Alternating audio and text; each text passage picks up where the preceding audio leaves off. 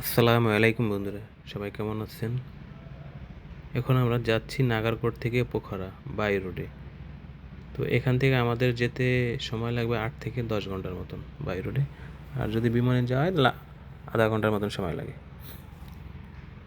তো পাহাড়ের উপর দিয়ে যেহেতু গাড়ি চলে, ভয়ও লাগে এবং প্রশান্তিও লাগে, কারণ এত সুন্দর সুন্দর দৃশ্য যা কখনো কল্পনাও করিনি, সেই সব দৃশ্যগুলো চোখের সামনে আসতেছে এবং দেখতেছি, অনেক সুন্দর লাগতেছে। তো আমাদের সাথে তো অনেক লোক আছে, যার কারণে অনেকের কষ্ট হচ্ছে, যেহেতু এত বড় একটা জার্নি। আর তারপরও প্রশান্তি লাগতেছে, কারণ সুন্দর সুন্দর পরিবেশ দেখতেছি। তো যাই হোক,